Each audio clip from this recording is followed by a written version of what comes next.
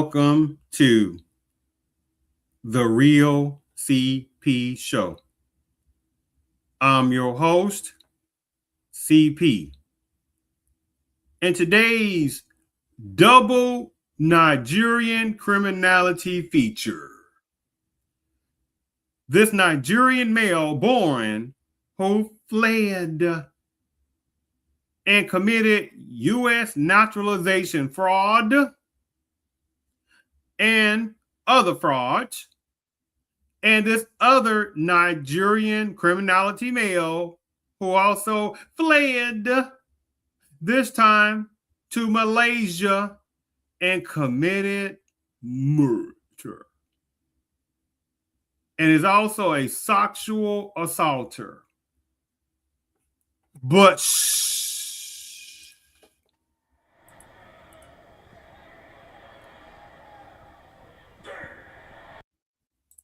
Now remember, every day, numbers of Black Americans in America are told, oh my goodness, look at numbers of the Nigerians. They're so smart. They're so hardworking, right? I'm like this, right? We're just going to make blanket idiotic statements, right? That's what we're going to keep allowing people to make blanket idiotic statements like that. When how many numbers of Nigerians are fleeing, are fleers, are attachers, are cosplaying toward Black Americans, right? And this is how certain types of Nigerians, I'm not talking about some of the good brothers and sisters that come to America, right? That still have humbleness and they show the respect toward Black Americans and understand without Black Americans, Black pain over centuries, many numbers of Nigerians would not be allowed to come to America. But those are a small number of people. This system of supremacy collectively will only allow sellouts and coon and anti-Black cosplaying certain sections of Nigerian tribalism to come over to America, people. Right? Again, this is why I'm looking just like this, right? So when you see through the games, you can't unsee these games that are continuing to keep being allowed, especially when they're toward Black Americans. Because see, these tethers, also called attachers, these fleers, see, they know that Black Americans are some of the most openest people. And for so long, right, that these tethers and fleers and attachers have sat there and smiled fakely in front of numbers of Black Americans' faces, right? And with few exceptions of within Black Americanism who saw through this and see through it even more now, right? And it's an insult to the American Black ancestors that these fleers and tethers have the nerve to try to look crazy and down upon Black Americans when they keep fleeing from various sections of Nigeria. And Nigeria is one of the most populous countries in Africa. Has some of the largest oil reserves in Africa. And they can't even get things situated over there with their own resources. Can't even fix major tribalism problems going on over there. Can't fix various types of corruption going on in various parts of Nigeria at the place this applies to, and have the nerve to try to look crazy toward Black Americans. You know what that's about? Jealousy. Yes. This is how certain numbers of Nigerians look. The one applies to look at American Blacks, because American Blacks are not fleeing and they can't stand that. Now it's like, but you come from a place where 999% of the people are going to look like what? Black. Or the shades of Black over there. Right? And can't even fix problems over there because there are tribalism things going on over there. Right? So somebody can be educated and be over there and they're not going to stand out. They'd be like, okay, next person. So when they flee to America, you know, this supremacy system has the nerve to try to act like numbers of Nigerians, such a smart type of people, but they can't fix problems in their own homeland. And I'm talking about the tether versions, by the way. By the way, let me sit there and share my screen for a second before we get into the topic. It's going to be a real quick one. Let's just look at geography for a second. See, we're not going to assume, we're not going to do assumptionalities and stuff like that. There are some people, yes, who know where Nigeria is at, and there are other people who don't know. See, that's the problem. Sometimes there's bad assumptions, but a lot of times there's still not context put upon this. Now, here's the context. Now, we're saying these two different Nigerian fleers of whatever tribe they come from, right? They fled, come from way over here in Nigeria, way over here, right? Way over here, bypassing these other different countries, right? Going way across there to Atlantic Ocean, coming way over here to the United States to flee, right? Like that first one who committed U.S. naturalization fraud. And how many numbers Nigerians, like how many other immigration, how many other personnel have committed immigration fraud? I just did another topic show the other day about this was a non-black version of cosplaying tethers, but this was a Anglo-adjacent type of fleer that came from Bosnia-Herzegovina, right? They were a war crime criminal, and they also committed U.S. naturalization fraud, right?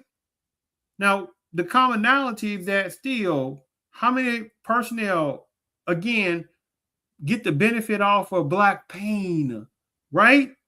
Black Americans have been fighting battles for centuries before many of these people were even thought of. Their cultures and backgrounds weren't even thought of. You see how this goes, right? So the second Nigerian guy, the extreme heinous criminality murderer and sexual assaulter Nigerian guy, from way over Nigeria to way across these different, from the western coast of Africa, western country, Nigeria, when bypassing all these central parts of Africa, bypassing various eastern parts of Africa, bypassing Saudi Arabia, bypassing all these different other places, right? Bypassing India, right? Going Bangladesh, Myanmar, Thailand. You get the point, right?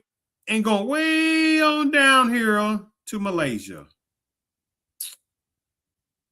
But how many Nigerians, tethers, I'm sitting there saying attachers, or hateful ones, got the nerve to try to look down upon Black Americans who are not fleers?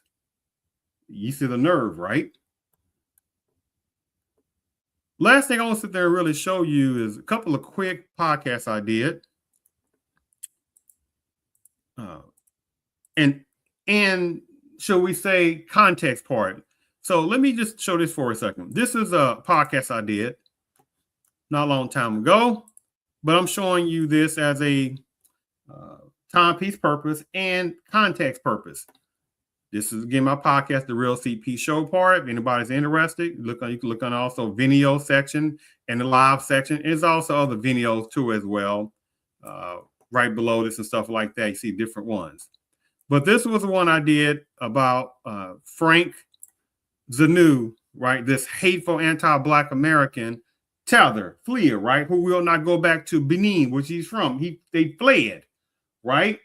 So he had been allowed to come to America and slide under the generic Black banner, go to whatever colleges, do traveling, right? Utilizing generically Black, using using people of color, slide switchery, right? Utilizing marginalized communities, slide under that banner, right? But at the same time being a fleer and tether. Oh, there's quite a number of them like that, right? They cosplay Black Americans, but at the same time, if they can sit there and peel off their skin with bleach to sit there and be like someone within the Panamanian culture, they would do that immediately, right? Because they are very hateful within themselves, right? But you see already here, this is again a podcast. He's a fleer, blatant anti-Black American rhetoric and some other things, but he won't flee back to Benin and fix however Benin's problems, right? And whatever tribalism they got going on in certain parts of Benin. Again, I'm talking about some of the good Beninese brothers and sisters, right? He don't even care about none of them, basically, on that. So if you can't see this small writing, it talks about how I know I am technically a fleer from Benin, while I have the nerve to spew out vitriol toward Black Americans who built up America before I was even ever thought of. But I say they have no culture to my Black Americans. While I come from tribalism, while I parakeet other topics, also pretending I am smart, right? That was one that I sit there and did, right? Right? But no Pan-Africanism, by the way, on that situation, right? This was another one. Make sure you can see this part. Make sure you can see this part, right? This is one I did about these Nigerian fleers that was trying to get away from Nigeria, what they call Joppa people as well. You look at the bottom, multiple Nigerian stowaways were thrown overboard in Atlantic Ocean trying to flee Joppa, right? But Black Americans are supposed to be lazy and don't take care of business, stuff like that, right? That's already built this country up from scratch, right? While you got these fleers and tellers come over and stuff like that, right? Latecomers. They got the nerve because they're hateful, right? So this is one last other one. There's various other videos, but I'm showing you context, right? Let me sit there and share one last one before we get to the show part of it. Oh, this right here is definitely a good show for people who might be interested if you have not seen this one. Give me a second here. This was a podcast I did. You see where it says on, hold on for a second. Make sure you can see this part here. Okay, let's make sure you can see this. Essence Fest. Oh, give me a second. Essence Fest attendance down, controlled by non-Black Americans, but Black adjacent ones, etc. Right? This is why I did a show topic on this, where actually it was excellent. It was a super great show, right? Where I was sitting there showing the hypocrisy of these particular tethers who sat there, basically fled from their particular places, how her parents fled from various sections of Africa to come over to America, right? And basically attach themselves to within Black Americanism, right? Or attach themselves to playing fakeness because playing Black Americanism. And you see this particular person here, right? He came over or fled over, his parents fled over from Liberia. Make sure you can see this. Fled over from Liberia, right? Slid under again the generic Black banner. However he did, played people of color games, marginalized communities game. He did all what he had to do, right? However, people sit there and allowed him to play that little tactic, right? Because they want to use him, right? As a buffer toward Black Americans, against Black Americans. So he fled, got whatever resources free, right? Use him as a buffer against Black Americans, right? I'll make this point real fast with him. So he got these different other companies. He also was purchasing Essence Festival, right? Which then he inherited the the Essence Festival, right? So Essence Fest, Essence Fest, excuse me. Wait a minute, what? Yeah, Essence Fest, right? So the thing about it is he tried to Pan-Africanize it, right? He had a CEO that was from Kenya. So they tried to Pan-Africanize it, right?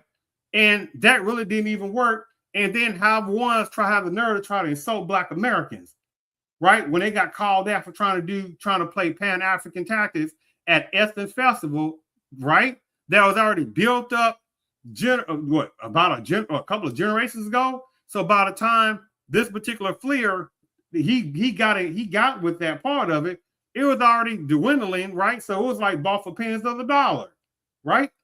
So what I want to also show on this part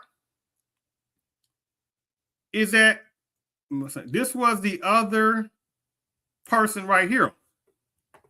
This is the other basically fleer type person where parents fled, right? So she was like the CEO of the Essence Fest, right? Basically Essence Festival, whatever you want to call it, Essence Magazine, however you want to call that, right? And again, they tried to Pan-Africanize it, right? And then have the nerve to try to get mad toward Black Americans. You see how this disgusting tactics goes with these fleers, but Black Americans ain't fleeing, right? So I just want to sit there and set that foundation up. And by the way, the first person I showed, the first fleer I showed you earlier, where he got caught, he got roasted a little bit too, because he had accumulated, right, or allowed to accumulate major hair care products company that he sold to a European buyer for $1 billion plus, but he didn't sit there and sell it to numbers of other Africans. See how that goes? See how the hypocrisy goes, right? And it's against the insult to millions of Black Americans, where these tethered fleers have the nerve to talk crazy about Black Americans.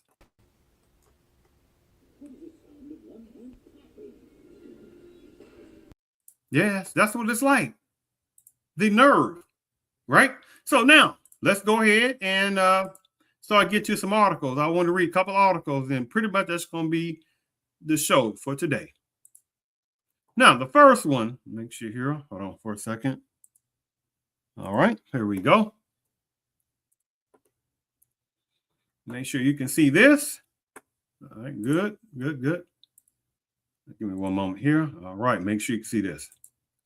So the first one, Nigerian-born man, fleer, previously convicted in a $80 million fraud case, indicted on new charges of what?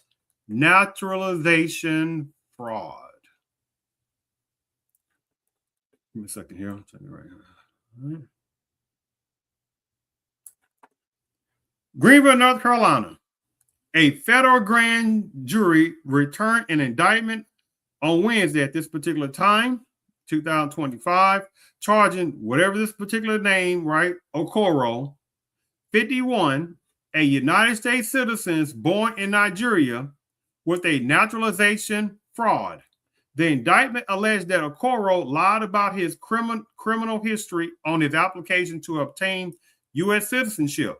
According to the indictment and previously issued court documents, Okoro is alleged to have made knowingly and materially false statements under penalty of perjury on an application for naturalization. In response to one question, have you ever assisted in committing or attempted to commit a crime or offense for which you were not arrested? He answered no. Okoro took the oath of citizenship and naturalized on December the 13th, 2018. On September 19, 2024, following a jury trial in the U.S. District Court for the Middle District of Pennsylvania, Okoro was convicted of conspiracy to commit mail, wire, and bank fraud. He was convicted of 2 additional counts of wire fraud, 1 count of mail fraud, and 1 count of bank fraud. He was sentenced to a term of imprisonment of 100 months in order to pay over $22 million in restitution. A scammer. And we know already how many scams we hear about coming from various sections of Nigeria, the ones the places it applies to. According to the jury's verdict, Okoro committed those crimes from at least August 13, 2008 through January 1st, 2011. He was not arrested until after he naturalized in 2018. So immigration officials were unaware of his crimes prior to granting citizenship. So he had already committed these crimes before he got naturalized. So he wasn't even vexed. His background wasn't even checked, like, through the cracks. And how many numbers of these tethered fleers have slipped through the cracks and became naturalized citizens? Oh, you best believe there's quite a number of them. Okoro is charged in a 3-count indictment with naturalization fraud. If convicted, he faces a maximum penalty of 30 years in prison, as well as the automatic revocation of his United States citizenship. But these type of tethers are ones that Black Americans are supposed to look up to. By the way, Nigerian demographics are a smattering of a smallness, almost insignificant in the overall 335 million plus citizens in America, right?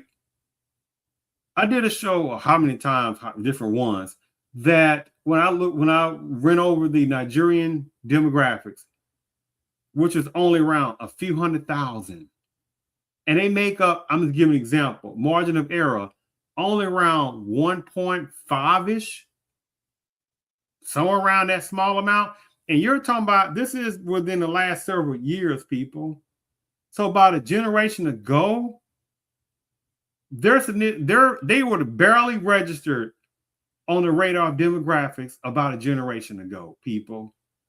But see, the floodgates of allowability of the system has allowed a few extra Nigerians, because they know it's very easy to get certain numbers of Nigerians to sell out and be coons, especially against Black Americans, right? Because many of these type of Nigerian coons and sellouts have an extreme hatred toward Black Americans who don't flee. And again, I'm not talking about to some of the good numbers of brothers and sisters in Nigeria who know who they are, who know what I'm telling the truth, who know there's major tribalism going on, right?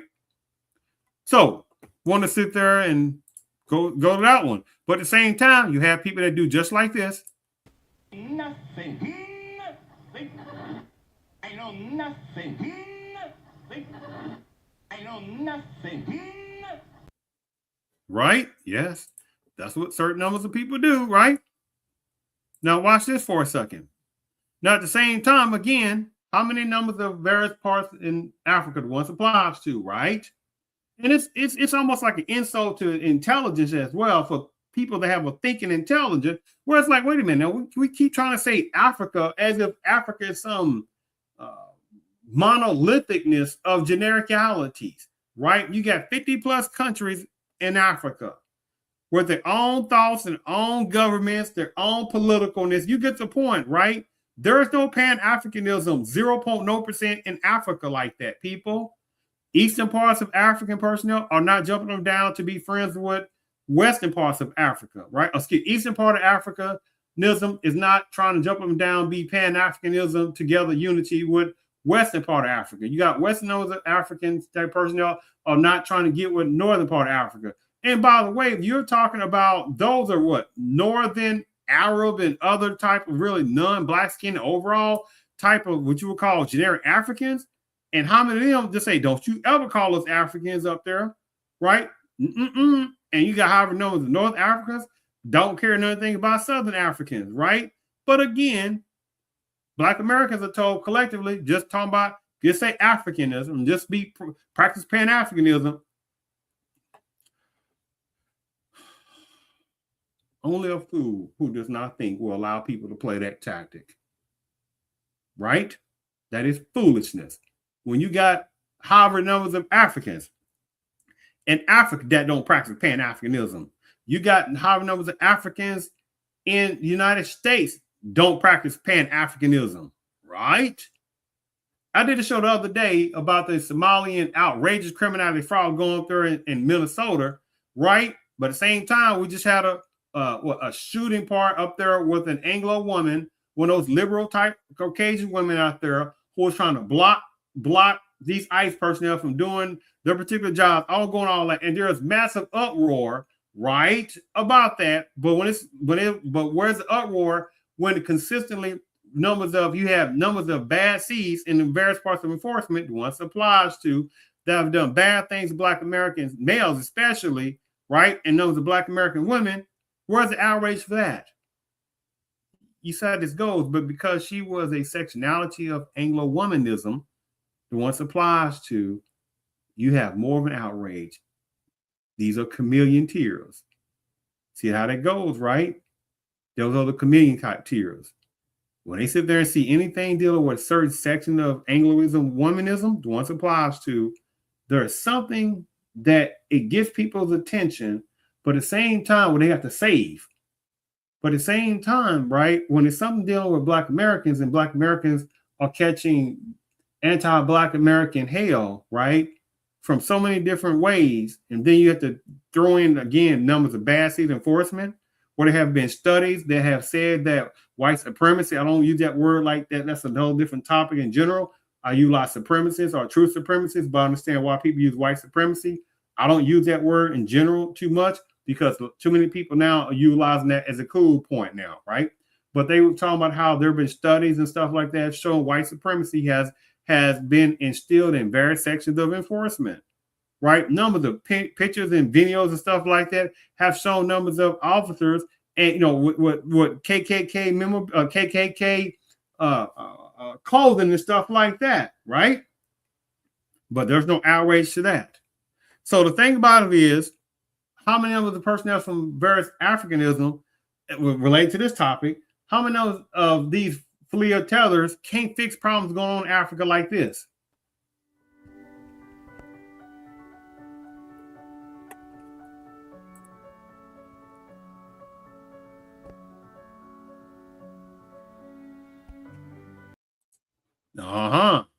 Right? Again.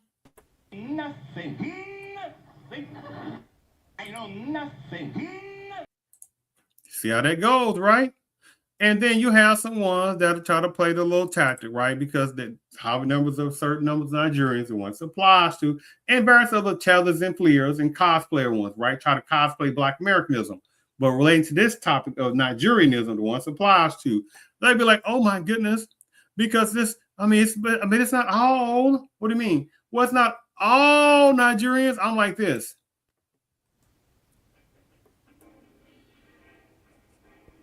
Yeah, no, we're not going to play that. Let me go this direction. Yeah, I'm not going to play that deflectionary tactic, right? Because unfortunately, again, there is quite a number of tether fleers from various sections of Nigeria, various sections of other type of places in certain sections of Africa, the ones applies to, that have this animosity ofness toward Black Americans, and they look at Black Americans like this because they're jealous because Black Americans are not fleeing. Again, I'm not talking about those other good brothers and sisters from section L of Africa, right? But again, here we go again.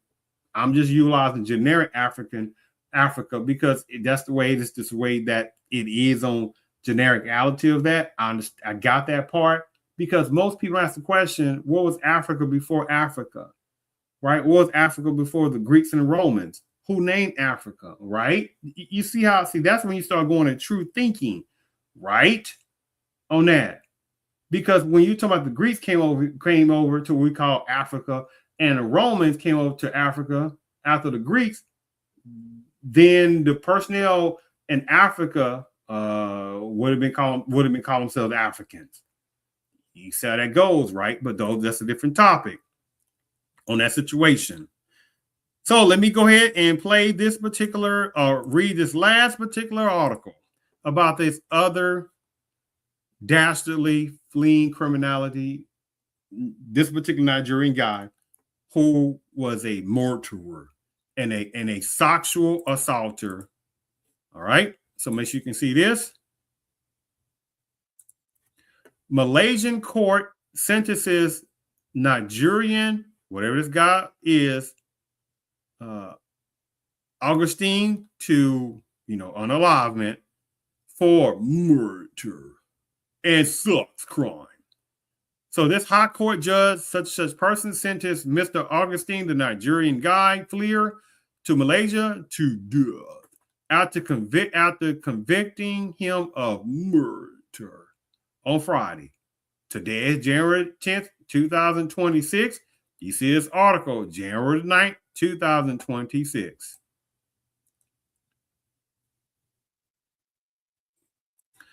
This Malaysian-based Nigerian male, whatever this guy's name, Augustine has been sentenced to death by hanging for murdering a 4-year-old boy in 2020.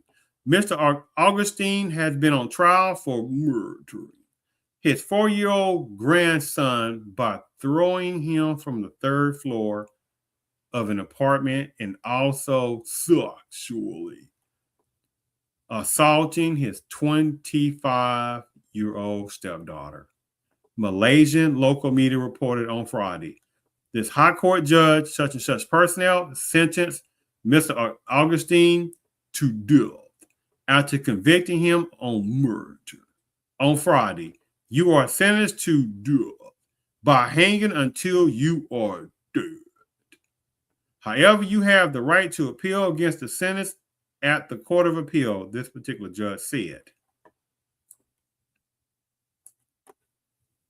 The judge also sentenced Mr. Augustine to 1 year in prison for attempted self-unalivement, 5 years for sexually assaulting his then 25-year-old stepdaughter, 5 years for attempted murder of his son, then aged 7 and 14 years for causing grievous hurt to his wife. Now, I'm wondering if that was a Malaysian wife, which if he did that, oh, you know they weren't going to play that. Or was that a Nigerian woman? Or possibly another culture? Now, it ain't going to be that many cultures jumping them down to marry this type of Nigerian type guy. All these inhumane and despicable acts of the accused could have been stopped as the accused wife attempted to do so. But the accused persisted even after grievously injuring her. The victims were all traumatized by the entire incident and had to run away from the home before anything more dreadful was inflicted on them, this particular judge said. Before the judge pronounced judgment, Mr. Augustine had pleaded for leniency, stating, "I regret everything that happened and it will not happen again. I remember going swimming and playing football with him. Please have mercy on me. Everything is in your hands." Mr. Augustine's counsel, such and such personnel, had pleaded for leniency over the death sentence, arguing that his client threw the child from the third floor under drug intoxication. Come on now. Well, I'm telling you, right? But Black American males are the problem, right? In America, right?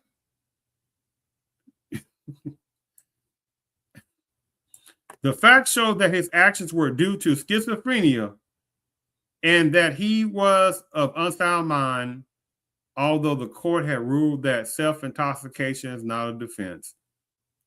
And this wasn't something, his behavior wasn't some rarity situation that had happened. That sexual assaultness, regardless, one time regardless is bad. But that was numerous times that he did that. And then to what he did with however what was it? Let me finish reading this here. Oh, before I forget, we'll go back to what I was as part schizophrenia. They try to use a schizophrenia part.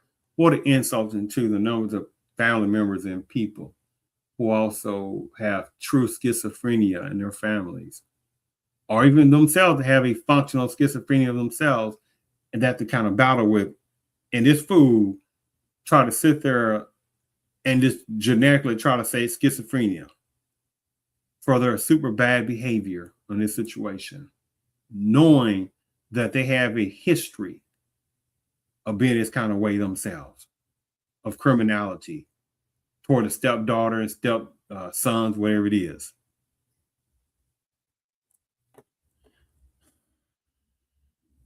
But I want to stress that what occurred was due to his insanity.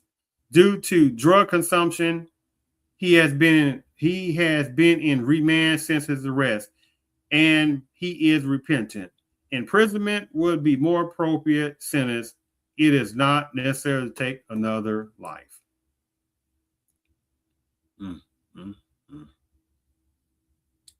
What did it say he did again? 5 years. He got sentenced to 5 years for sexual assaulting his then 25-year-old stepdaughter, 5 years for attempted murder to his son, then age 7, and 14 years for causing grievous hurt to his wife. And you think the traumatization that just happened, right? that just happened. To sit there and murder his 4-year-old grandson by throwing him from the 3rd floor of an apartment and also sexually assaulting his 25-year-old stepdaughter is egregious, right? And then he wanted to sit there and have a defense of that and try to sit there and make excuses for what he did. The insulting of that as well. But at the same time, you got however numbers of fleeing tether of Nigerians, the ones that apply to, because this is about these particular Nigerian personnel who, again, can't even get major tribalism to stop in their own countries. Nigeria is not some monolithic country. They have several hundred tribes. They have hundreds of languages. How many don't like each other? They're not intermarrying tribalism, each tribe with each other like that in Nigeria. It's not happening. But again, they portray themselves in front of Black Americans as say Nigerian in a looselessness of baseness, knowing that there's no pan-Nigerianness going on as well.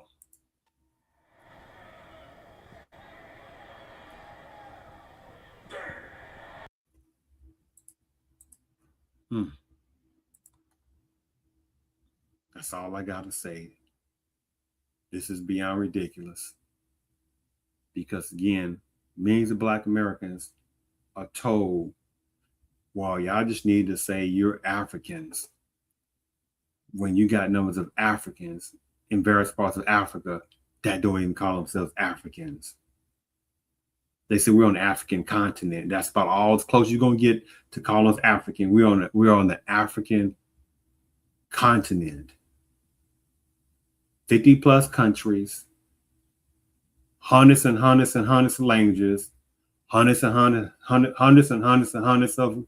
of tribes and backgrounds and cultures in 50 plus countries in Africa.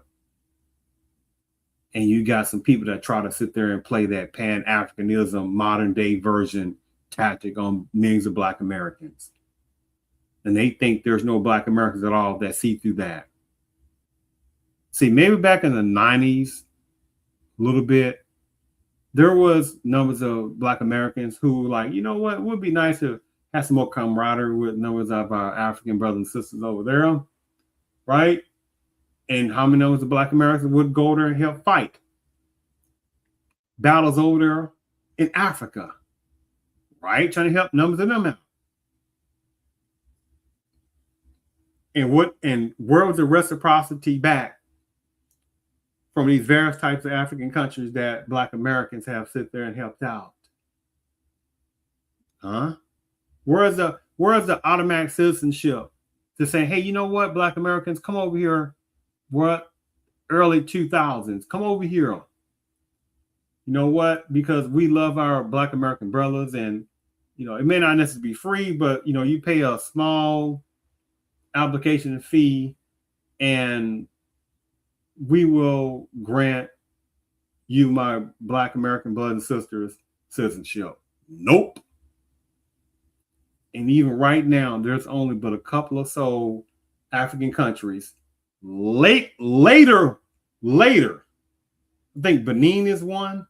I think Sierra Leone, and look what's going on within those places right now. Right? People say, well, what about the Ghana and whatever these other places, talking about the year return? Please go forward with that. That's not some automatic citizenship, by the way. And there's no red carpet for Black Americans to go to Ghana or Kenya, right? To be like, yeah, we're going to grant you citizenship just like that, pay a fee. No, they want resources. They want Black Americans to come over there with resources, right? They're not thinking about Black Americans come over there saying, hey, they want to come back to the motherland. That's not good enough. They want resources. But then you got other people trying to flee from those places to come over to America to get freebies. And then how many of them having kids and bam, automatic citizenship, all for what Black Americans have been fighting for last centuries. And so these numbers of fleers, right, have gotten their kids automatic citizenship, right? Not child is born, automatic citizenship.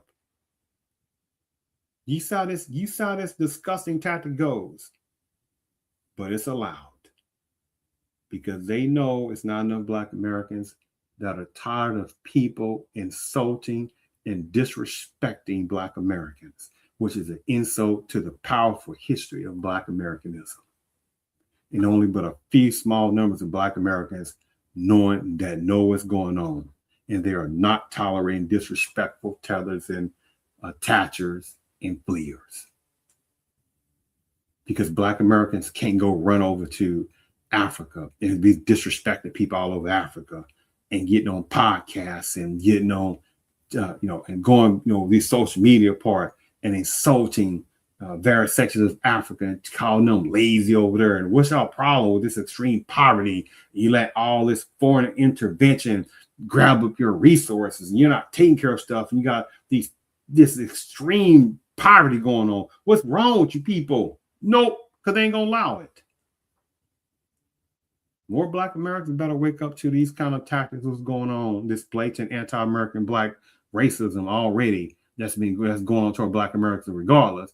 But these fleers and tethers are trying to do a little slideness on that too, because they're trying to get involved in politics, get these businesses and more politicalness and etc. Right? Putting themselves in positions that are allowed by this system because they want to have more fleers, tethers to sit there and bypass at least a little bit more Black Americans. I thank you for tuning in to the Real CP Show.